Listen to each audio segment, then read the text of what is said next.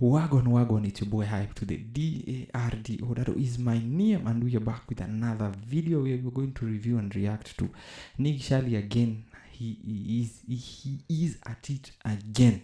Yeah, he dropped another video like 12 hours ago of him going back to the same, I think, doing some more journalism on the Minnesota issue. Yenye imekuwa noma hadi nimeona Trump decide ku ban funding yes hizi vitu like sijui venye wanazita. This thing has been very serious, so I don't know what's happening in the US cause vitu mingi zina happen. Mwaka imeanza, a lot of things have happened. Mara Trump, this thing started, Trump decided to invade Venezuela. Now there is an issue with Iran. Na ameingilia. So, noma. So, I think Nick Shirley decided to do another one. So, let's see what it's all about.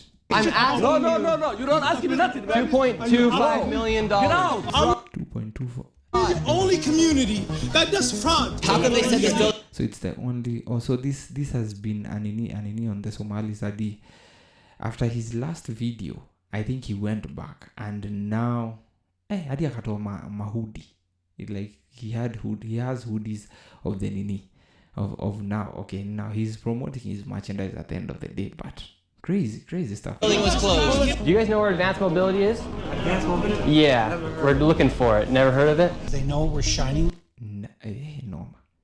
These guys the light on the fraud, and they have no defense. Would you like to see anybody in the government here held accountable? Most definitely, because there can definitely be an allocation of funds. The Minnesota fraud scandal continues. So Tim Walz is the governor of nini. So like his scandal yote imelete to Kenya being mentioned in the case, and a lot of money imetumiwa huku because now people are asking so many questions. Kwa nini high rises zina come up left, right and center? Another one ilianguka South Seat, killed I think 2 people or 1, I don't know, I can't remember very well. But crazy. Now kuna ingine ilikuwa hapo next imeniniwa bado. Like no. To get worse and worse as billions of dollars of fraud has been exposed, and as I showed the world the blatant fraud taking place at daycares and other locations across Minnesota, it became the most viewed video expose on the internet and created instant change within the government as the Fed sent thousands of federal agents to Minnesota. So there kumekuwa a lot of mixed reactions with all this. Some people are saying, this is in to target the Somali communities. But then kumekuwa a lot of statistics zinaonesha this can't be true. Like kuna a lot of nini zina happen. And the Lakini pia kenye iko ina make sense for me ni why the nini are blacked out and all that. And pia kuna tu vitu zingine funny walianza tu kufanya after hii expose. HS froze which made them look like ni kama ni which make them look nini like yani suspicious for $185 million in all payments to childcare.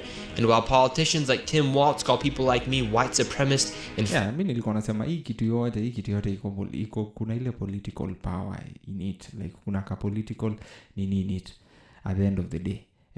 Serikali haiwezi kuwa haijui about hii story, like hiyo county inajua about hii story, imekuwa ikijua about hii story, so at the end of the day wamekuwa in the game na wao cause pia hao kuna kitu tu wanakulia hapo. Far-right delusional conspiracy theorists for exposing the fraud. Meanwhile, he actually dropped out of running for re-election. The Minnesota fraud scandal has erupted the nation as protests and... That's very interesting. But that's very interesting. Kama ame drop out from re-election, that is very interesting. But in Africa that cannot happen. Hata kidogo. Ati mshike sijui nani ni wangapi wameshikwa na bado wanarun. Na bado wanataka tu kurun and no one asks any questions. Like mtu ameconvictiwa, like this guy from Meru wa Mudende alichange jina yake, just to escape fraud cases yani alichange jina yake kulingana na vile nasikia kwa social media, like he changed his name to so that he can escape some legal that he had. So interesting, like in Kenya it's way different, but majuu inakuwa tu siasa inakuwa tu ingine interesting sana, like ukipatikana na you just No. Riots took place all starting because daycares like Quality Learning Center were exposed. However, the daycares is only a small portion of the fraud taking place in Minnesota. In this video, I will take you into what has continued to allow this fraud to happen and connect all of the dots for you, exposing all of the fraud from strange connections of the business owners and the politicians who have openly admitted to the fraud on live TV. And to dive deep into the fraud, I met back up with the local David, who has been investigating this widespread fraud scandal for years. So here in Minnesota, you have daycare fraud, you have adult daycare fraud, you have healthcare fraud, and you even have more fraud. What's some of the fraud that's all? Lakini jamaa ako committed. Like ako committed, Joe, and he's doing his thing very enough. And at the end of the day, majina waka too different to yani. Like majina waka too different. Si kama like Africa, you see what Morara did and then tukaenda kumgeuka, which is very sad. Also taking place here inside of Minnesota. Well, what I think might be sort of the heart of the beast here is this transportation fraud. And what I mean by that is in Minnesota, we have something called non-emergency medical transportation, NEMT. My research has shown that there are about 1,020 such companies in Minnesota, and more than 90% of them are Somali-owned. And so, So right here on the table. Jamaa aliamua kwenda all in when they went to that. No. But what do we have? And Monadi, Trump ban like these people coming to the country. Like their visas have been like you can't go to the country as a Somali, which is very interesting to see. All this information right here. So nilikuwa nasema hii kitu yote, the moment a few people do the wrong thing huko majuu inaonekana gani nyi wote. Like nakumbuka back in Doha, like I heard that the how do they call the Bengali people, kulikuwa na incident that one of them ali assault a CID agent and it ended up him dying, and since then hawajaipendwa, like wamekuwa always under scrutiny, unaona. So inakuwa tu hivyo, like if one person does something uko nje, like inaonekana gani nyinyi wote ndio wabaya. So that's why mimi nasema like nilikuwa nasema the moment history yote the few when walikuwa na indulge into this fraud thing, the moment how few walishikwa ikaonekana sasa ni wote. So which is very sad to see, but at the end of the day that's how watu wanakuaga, like majuu hivyo ndo kuko. Usitole yenu kwenu unapeleka kwingine.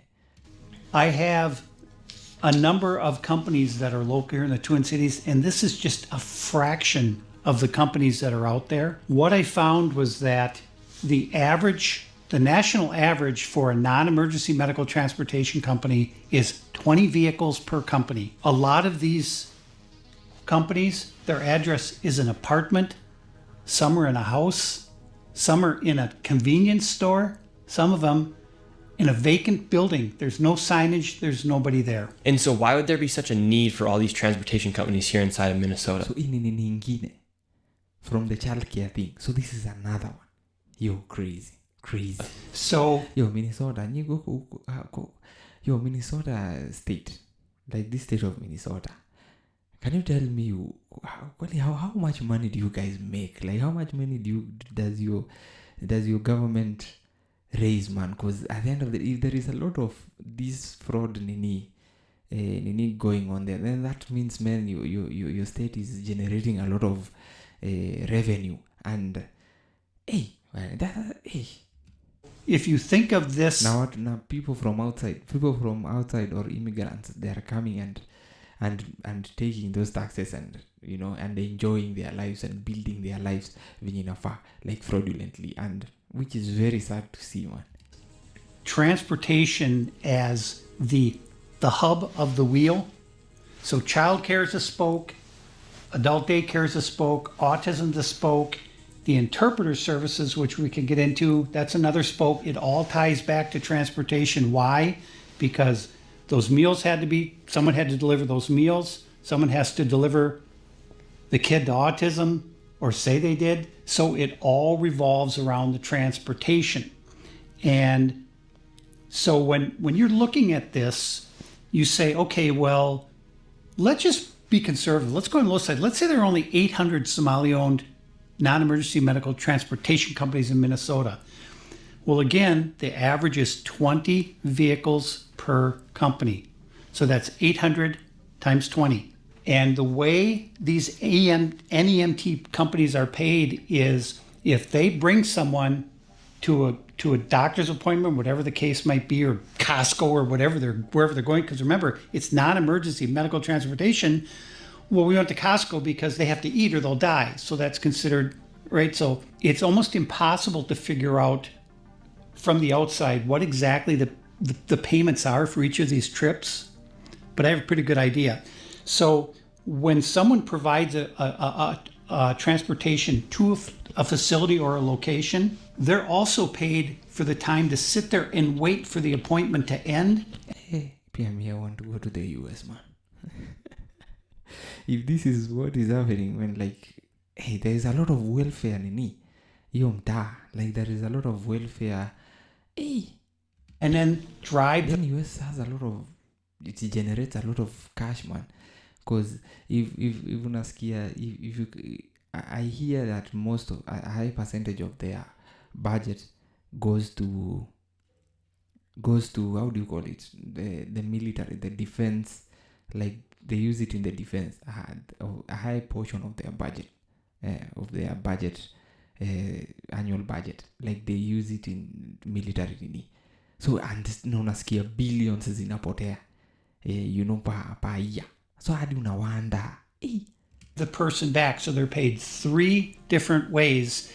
And the average is going to be $50 per trip. So it's going to the appointment as a trip, coming back trip. So that's $100 per round trip. So if you have 800 companies in Minnesota that are NEMT companies, they all own 20 vehicles, and they're all making 10 trips a day, and it's $50 per trip. So it's 800 times 20 times 10 trips times $50 a trip. Do the math. And damn, $8 million a day. Crazy. the reality is, how many of these trips are being provided? 0.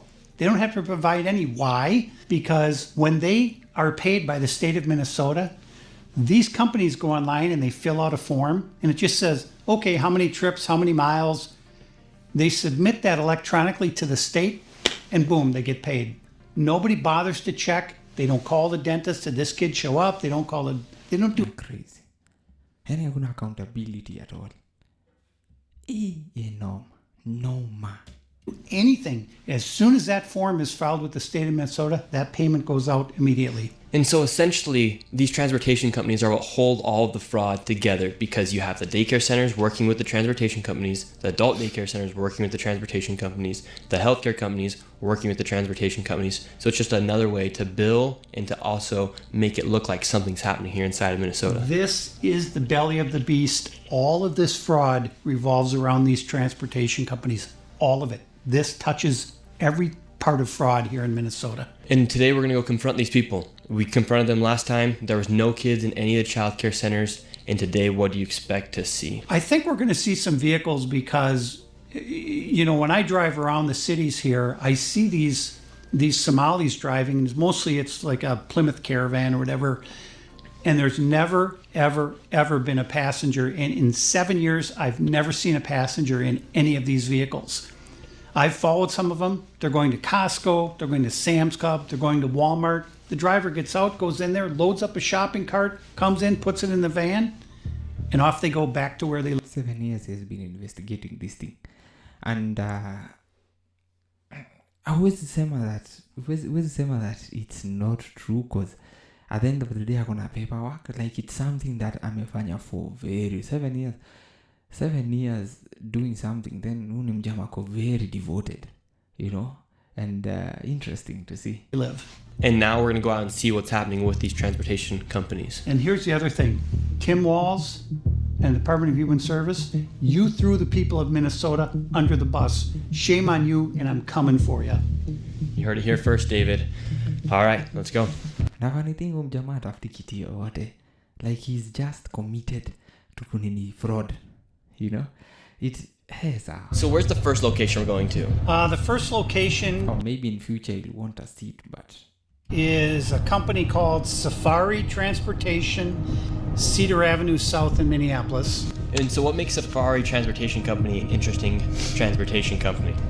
Well, Allegedly fraudulent. well, the thing about Safari is that they've been registered since 2015 with the state of Minnesota as operating vehicles. And again, the national average for a non-emergency medical transportation company is 20 vehicles. So if they've got 20 vehicles and they're at 607 Cedar Avenue, I have no idea where there's parking them because there is no parking anywhere near this office. We've arrived to the transportation company. that's very interesting. We're outside, and right there we have a Loving Arms adult daycare. All the windows are completely boarded out right there. So hii ndo Kenya pia inafanya hii kitu inakaa tu suspicious. Why board out windows and all that if it's somewhere where if it's a daycare nini, like a daycare structure, like inakaa tu ni kama mnafanya ukora hapo ndani. So why board out nini? Because I believe your place inafaa kuwa public some type of way, inafaa kuwa public in a way, like inafaa kuwa pia conducive for so the blacking out of these in places, for me it sounds just suspicious kuruka. And there's supposed to be a transportation company registered right here. It's 617, but it's a liquor store. Yo, now that's interesting. So the location here is 607 and also 617. These are two transportation companies. We're on a main road right now, and this is 607, and it is not a transportation company. Yeah, it doesn't look like it sounds nakatu bakala. It's actually a money transfer, but it's registered here. 607. This does not look like Safari Transportation. Where is the transportation company? I don't see any signs denoting that there's any transportation. It's all just looks like money wiring. But if you look at the Secretary of State's office, state of Minnesota, Safari Transportation, 607 Cedar Avenue, and it's been registered here since 2015. That was the original filing. So let's see if we have the manager. Let's see if we can find Fod. Hello. How are you? We're looking for the transportation company. Safari Transportation? Looking for Safari Transportation. No, there's no Safari Transportation here. No. Really? Now that's crazy. That's crazy. Safari Transportation. Safari Transportation, Hey, 607 Cedar Avenue. We're just looking for Safari Transportation. We don't know. So, but this is registered for Safari Transportation, know. That's the 607. That's the address. Okay, we don't know. We're How don't you not know? asking where Safari There's Transportation is. not, we don't know. Did you Okay, know so the Fuad business is Omar? not here. Don't record. Fuad Omar? Fuad Omar. We don't know. This, do you see this? What is this? Money transferring. That's it. Okay, Well, this is register. Yo, sawa. Hiyo ni red flag ingine noma. Like, yeah, him being rowdy, because if it was there, ange-explain to me hata sijui kwa nini watu wako so, like, because me na believe if I'm doing something legit and someone asks for it, at the end of the day, sitakuwa bothered kumwambia, oh, this is how we do it, nini, iko hapa ile ofisi, and nini, na story ishe, you know. But if una act this kind of way, then that's a very huge red flag, and that's very interesting. Mira ni wadhani ita ufala, like, but this one is shocking. Like, you go to a place, the address inaonyesha the address, but ukiingia unapata ni duka. Yo, since 2015. So niambie, ama mjamaa anatengeneza do inakaaje? This is fraud taking place. This is supposed to say this is for Safari Transportation. Go find out. Yeah, we did find out. This is fraud right here. Registered here This is since registered. 2015. 2015? Safari Transportation, state of Minnesota. 2015, wow. Oh, yeah. Well, but it's registered now. This is current, just off the state of Minnesota website today. Sir. Please. This is from today. I just printed this off today. Fuad Omar. Go check it out. We're here. This is 607. Where's Safari Okay, Transportation? it's no Safari, period. Okay, so it's a fraudulent business. Did you see Safari anything here? Exactly. Did you see? Exactly. It's Did not you here. see it? It's a Did fraud. you see, sir? Very interesting. Okay, thank you. We're gonna go to the next address. They've already All right, proved their let's keep point. moving on. So 607, this is supposed to be Safari Transportation, no transportation company. And now we're going to 617, another transportation company. However, it is actually Cedar Riverside. Yo, that's crazy, man. That's crazy. Eh. Liquor. Where is the transportation? I hope watapata Waislamu hapo ndani. Like they would find Somalis there. Because if it's Somalis who are selling liquor, that's very interesting. Yo, I'll be shocked. Company. 617. 617 right Dreamline here. Transportation for the state of Minnesota is registered to 617 Cedar Avenue South. And it's a liquor store. David, they aren't even trying to hide that these Yeah. are transportation companies. Where are the vans at? Should we ask? Let's go ask. Yeah, ingia ndani ujue. I hope Hey, we're looking for Dreamline Transportation. What's that, guy? Now we're in 617, Dreamline Transportation. No. Where is the transportation company? No, we don't have this You one. ever heard of Safari Transportation? Safari, I know Safari, that many wiring, 607. The money wiring. Yeah. Okay, that's money wiring. Yeah. Safari We're looking for Transportation. Safari Maybe there. Transportation. 607. They said they never heard of it. I never did. Safari company, the many wiring, they send money there. That's the 607. huyu ni Muislamu anauza liquor. Like huyu si ni Msomali. I don't know. So since when did Waislamu start selling liquor? That's very interesting, man. I love that they hate liquor. Like liquor is not part of their identity. So how? Because I don't know. Interesting. So Safari gets the money and then they wire it out. Yeah, the many. That man just said that Safari is actually a money wiring company, so therefore they're receiving So how is it managed? Hey, money no. and then wiring it somewhere underneath the name of a transportation company. Hayo ni kali. Hiyo ni kuonesha like if that's a wiring nini money transfer nini, so that means the moment hiyo do inaingia they just interesting. Said to go here. Suite A right here. And then you have 617A right here, but this is reliable services, immigration, travel, and tax. I do not see a transportation company anywhere. Morning.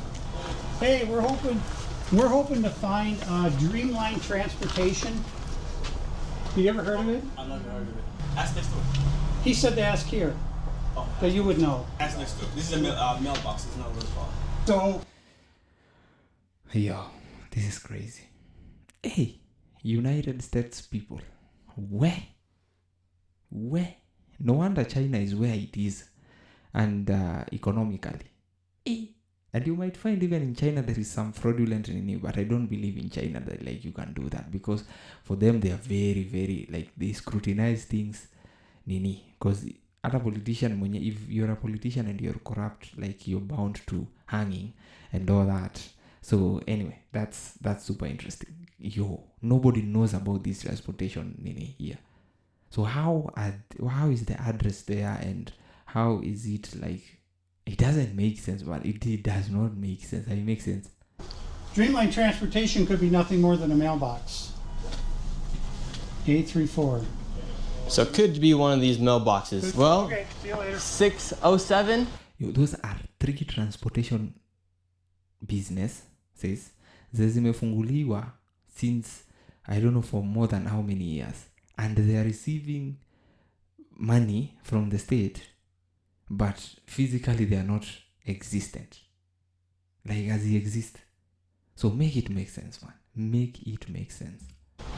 Safari Transportation doesn't exist. It's actually a money wiring Okay, people are saying that jamaa alikuwa nawaonea, but interesting. business. And funny thing is hizi business pia ziko hapa zinaoniwa I believe with the Somalis, because hawa watu wenye nimewaona they look like Somali people.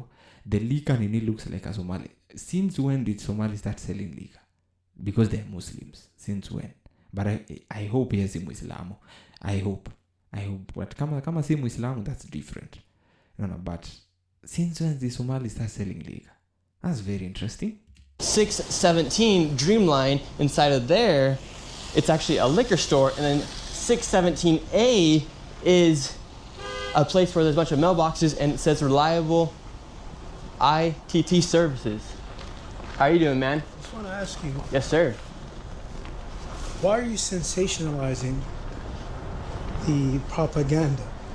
So what kind of propaganda is he talking about? What are we sensationalizing? To attack our community. What's your final objective? We're not attacking your community by any means. Are you making We're good money looking- from this? We're Yeah, what kind of question is that? What kind of question is that? Why are you attacking? How is he attacking? It makes a lot of sense. Because ukiangalia, this guy has been in 3 transportation agencies, right? He has come to these addresses. The offices and everything does not exist. Even the ones inside those addresses, those stores, they don't know about such offices or such companies. So niambie, how does that even make sense? So what kind of question is he asking? Okay, mi sina issue na Somali because hapa Kenya tuko na wengi.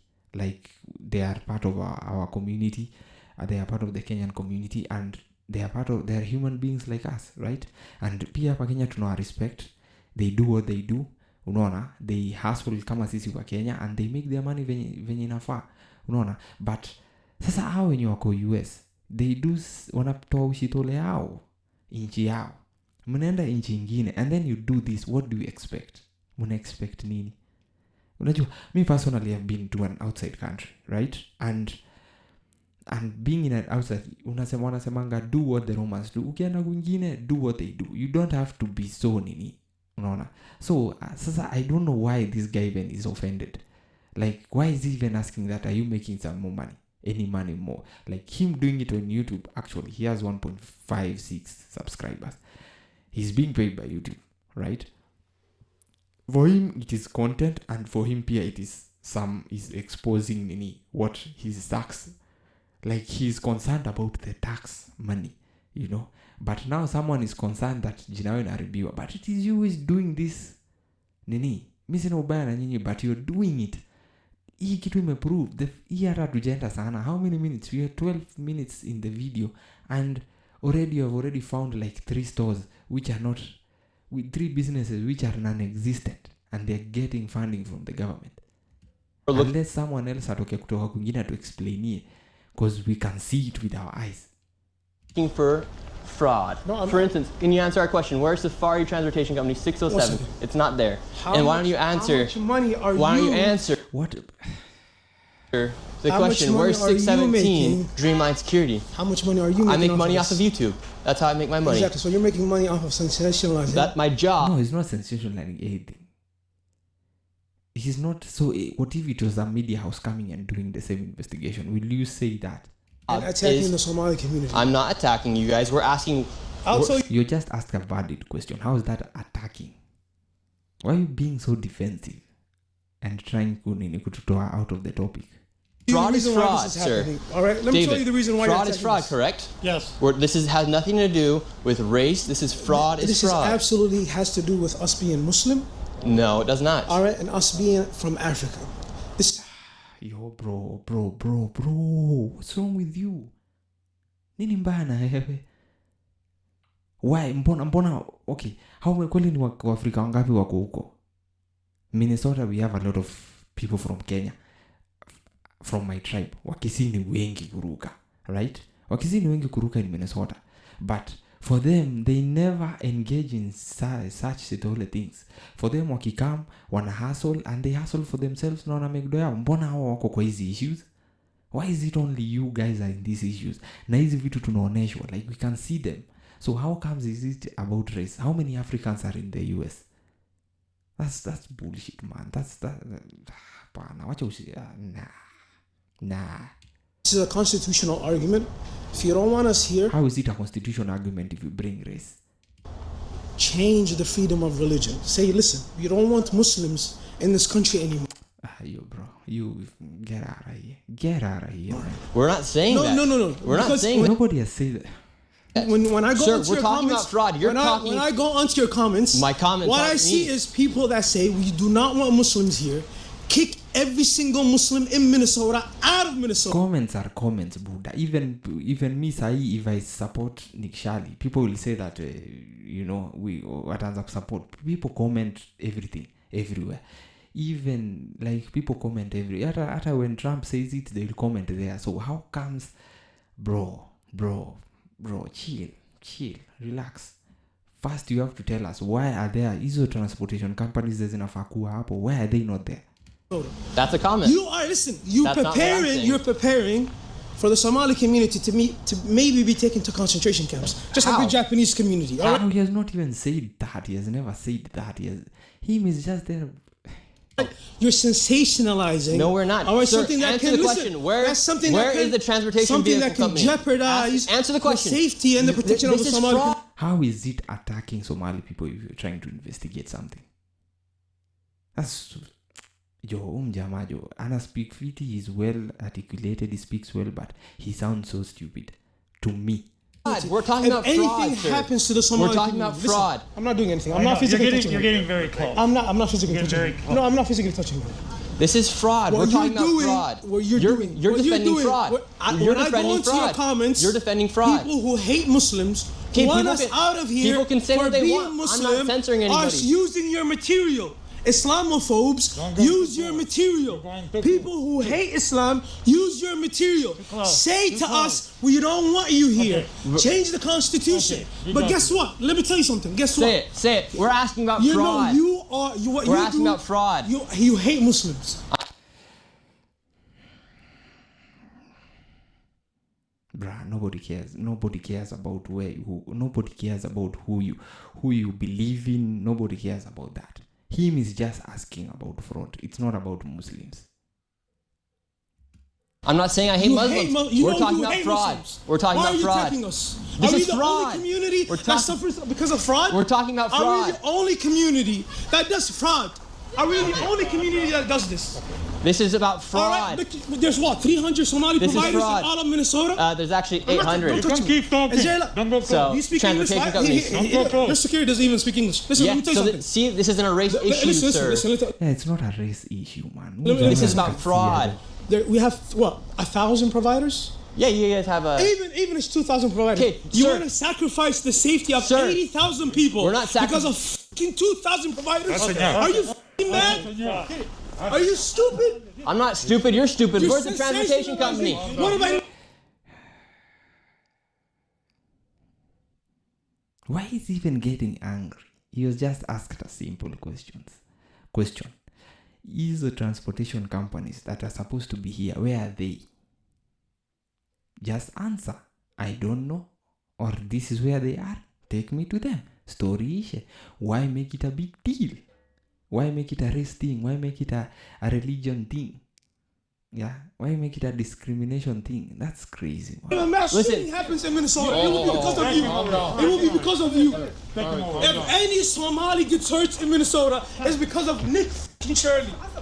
If any Somali, this is about if fraud. one single Somali gets hurt, This is about fraud, it's because sir. of you. Sensationalizes, you son of a bitch. Yo, now he's getting abusive, which now shows, yeah, at the end of the day, naonesha, you getting angry, you insulting someone, that shows that you're being, you're not of decorum at the end of the day. Jama, there's a lot they're hiding, and he's not like ayu ajafurahi nayo. You know, that's why he's bringing up race, he's bringing up religion. No one cares about that, man. There are so many Africans in the US, and it's only the Somalis who are engaging in all this, you know, and at the end of the day, meproviwa, like, these few minutes tumeenda kwa hii video, nikishalitu ameuliza, very simply, like, yo, where are these transportation companies? But there is no answer to that. The ones in those shops and in those interestingly, they don't know about anything about those names, right? And those who know, they're saying is this, but haiko.